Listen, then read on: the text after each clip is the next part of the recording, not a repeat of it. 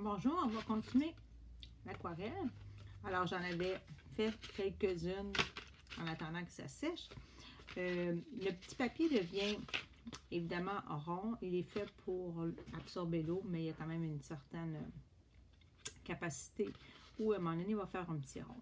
Deux possibilités, vous pouvez prendre une petite planche ou fixer avec un ruban adhésif le carton d'aquarelle pour qu'il reste bien plat le temps que vous travaillez. C'est ce qu'ils font souvent. Vous voyez qu'ils mettent du tape tout autour. Ça fait un petit cadrage blanc aussi. Donc, pour celui qui est rond, évidemment, ce que ça fait, c'est que je laisse rond comme ça. Tous les liquides que je vais mettre vont se ramasser au centre et je vais toujours avoir des coulisses. Comme le carton est assez épais, je peux aussi tout simplement le travailler de l'autre côté pour y redonner un semblant de plat sans toutefois le rouler vraiment et il va revenir un petit peu plus à plat. Alors, je le travaille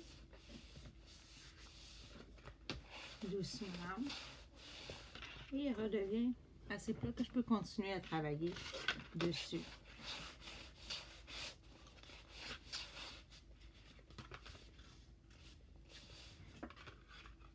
Et voilà, on a gagné en aplatissement, ce qui fait qu'on peut continuer notre image ici.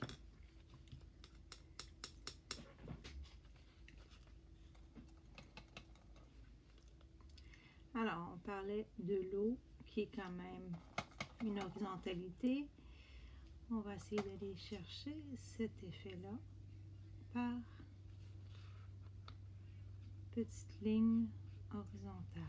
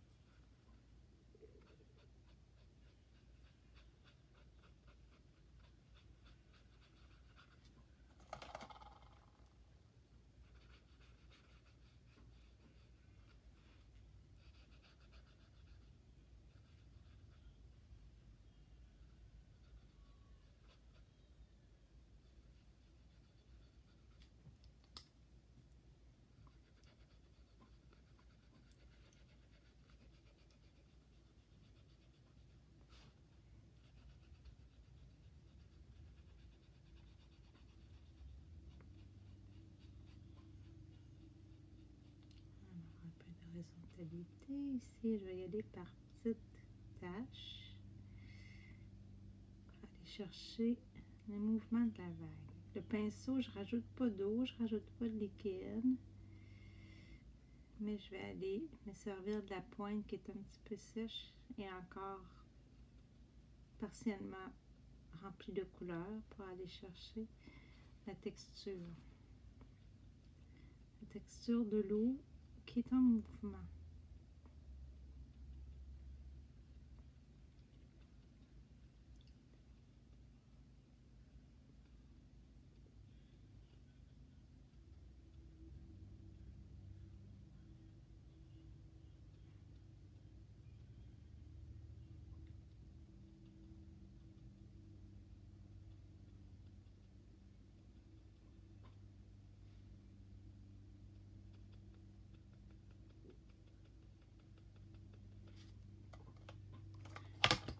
Petite palette ici, vous voyez que parfois je vais prendre un petit peu de bleu et je vais aller le mélanger directement sur le rouge pour obtenir la bonne teinte de violet.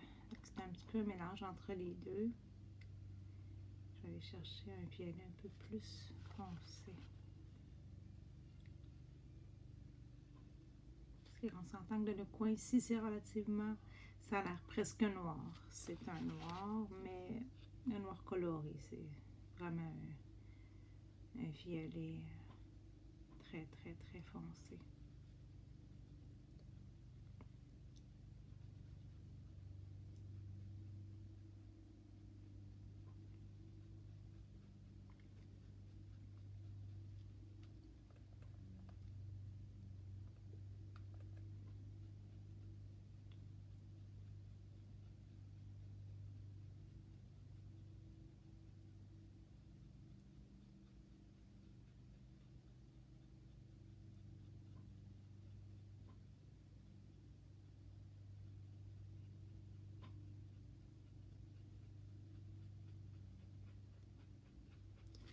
L'autre coin, lui, est un peu plus bleuté.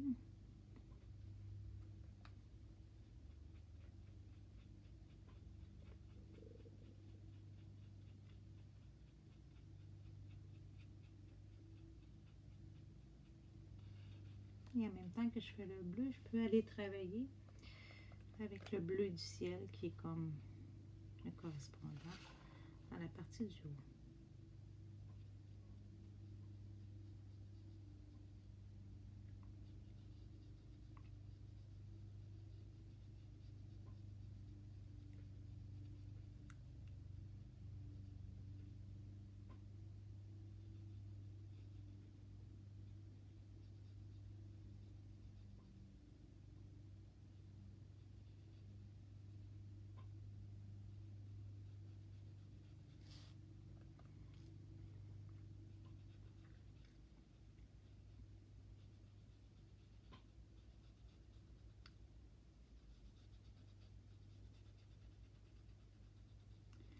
Alors, je sais que c'est pas aussi glamour qu'on dirait que les vidéos qu'on a l'habitude de voir sur Instagram, YouTube, où ils vous montrent des capsules qui vous mènent directement à un résultat qui est impeccable.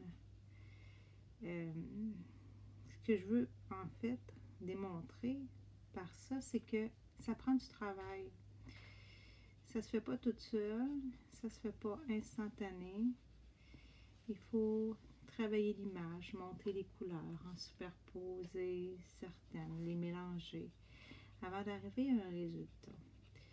Et que ces images-là, quand on voit les vidéos, c'est super intéressant. Et j'ai beaucoup d'élèves qui regardent ça. Ils disent, je veux faire ça, Martine, c'est rapide, ça a l'air le fun. Oui, c'est super le fun. On est d'accord là-dessus. Rapide, pas toujours. Ça peut devenir rapide à force d'en faire et de pratiquer. Et éventuellement, ça devient de plus en plus facile. Ce qui n'est pas le cas au début. Alors, il faut prendre le temps d'apprivoiser le médium.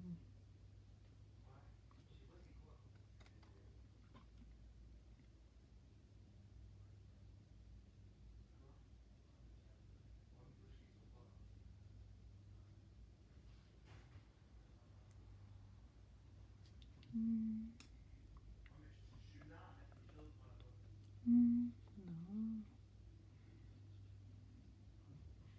Un petit peu de rouge, un petit peu de jaune.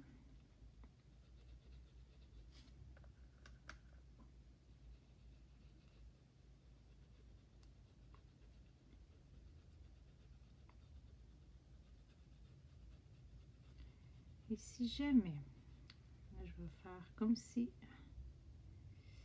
je m'étais trompée, parce qu'effectivement, il y a beaucoup de rouge. Je pourrais revenir légèrement en arrière, tant que c'est pas trop sec. Je pourrais revenir avec une guenille, un papier mouchoir et aller tout simplement absorber le surplus, en prenant soin de ne pas passer 2 fois à la même place, avec mon papier ou mon petit linge pour atténuer l'effet. Fait que je peux toujours revenir un petit peu en arrière si j'avais, exemple, trop mis d'une certaine couleur pour aller chercher l'effet. Je pourrais également revenir avec le blanc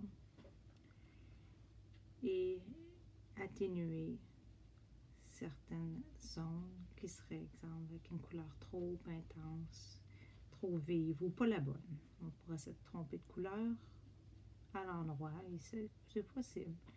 On a une possibilité de retourner légèrement en arrière avec l'aquarelle tant que ce n'est pas sec. Quand ça commence à être sec, c'est une autre chose, ça devient un petit peu plus problématique, donc il faut mieux de travailler tranquillement. Et c'est pour ça que je répète tout le temps, montons la couleur tranquillement, que d'y aller trop vite, puis pas pouvoir revenir en arrière. Comme je laisse sécher ça, je vais travailler un petit peu en bas, aller accentuer l'effet au niveau des vagues.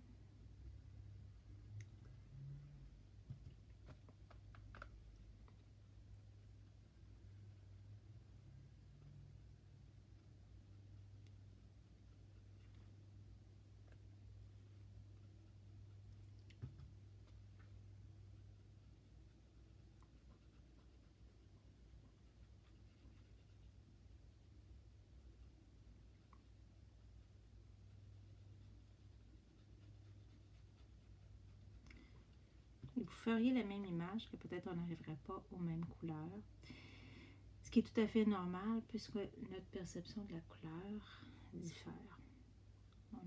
Personne ne voit exactement la même couleur. C'est ce qui fait la beauté de la chose, c'est qu'on ferait tous la même photo, qu'on aurait tous des œuvres différentes.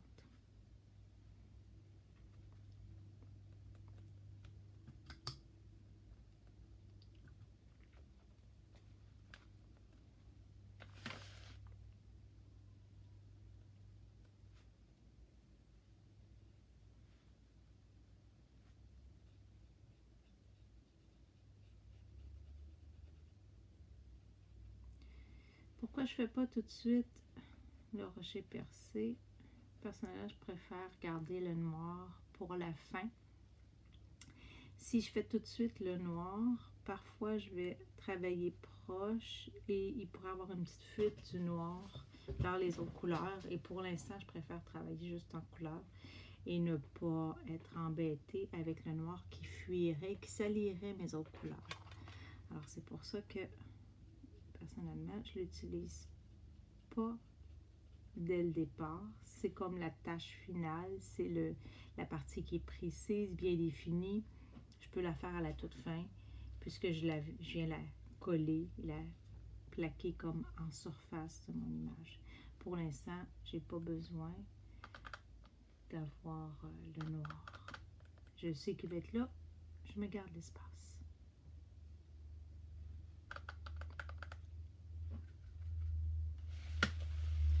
Parfois, on arrive ici avec un mauve où je dois le travailler un petit peu plus que juste sur le papier. Alors, dans ma palette, je vais aller prendre les deux couleurs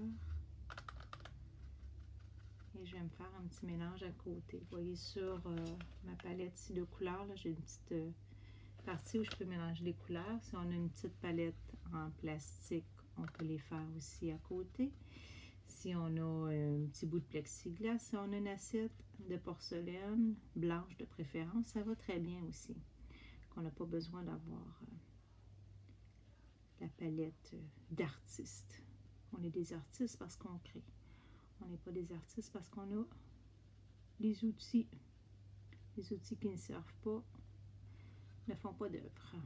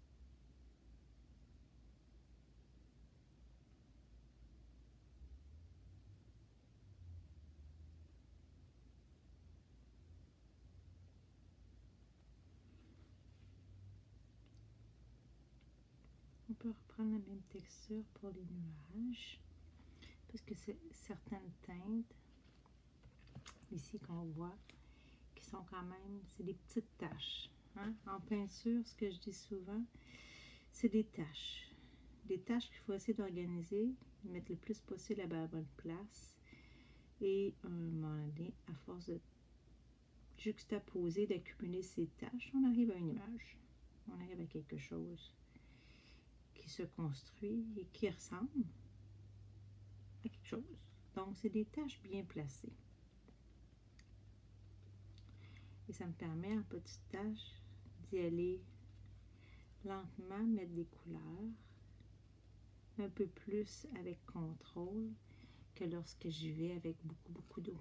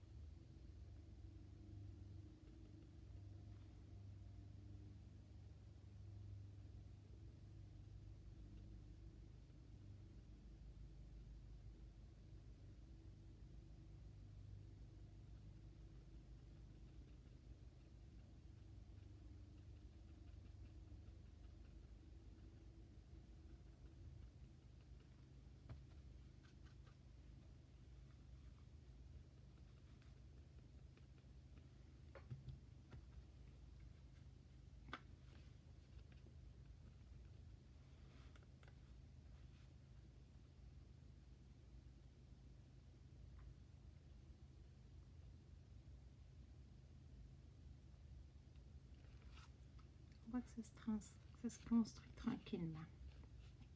C'est pas un travail de vitesse. C'est un travail de patience, un travail d'observation qui éventuellement nous mènera à la représentation qu'on recherche. Il ne faut pas se presser. Si ça ne fonctionne pas, on arrête. On prend une pause, on observe, on va faire d'autres choses, on revient après. On ne peut pas forcer les choses à arriver. Des fois, on ne le perçoit pas comme il faut et c'est tout. Il faut accepter que c'est pas nécessairement le bon moment et qu'on va y revenir un petit peu plus tard et ça va bien fonctionner.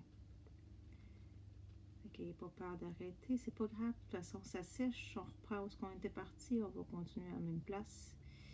C'est jamais perdu. Du moment qu'on a commencé, on va vouloir y revenir. Et même si on n'avait pas le goût d'y revenir parce que ça ne fonctionne pas comme on voulait, je vous encourage à revenir, à réessayer, parce que vous apprenez des choses au fur et à mesure que vous le faites.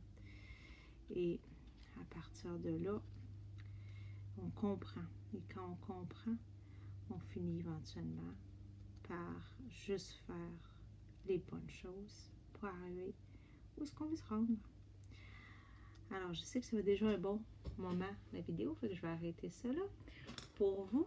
Fait que pour montrer que ça se construit tranquillement, je vais continuer et je vous enverrai éventuellement le résultat un peu plus fini. Donc, j'ai toujours mes autres images qui sont en attente et qui, je vais tranquillement pas vite, prendre 15 minutes par jour, 20 minutes par jour pour monter l'image. Puis d'ici une semaine, c'est possible qu'on en fasse une complète ou plusieurs, dépendant du temps qu'on investit. Amusez-vous!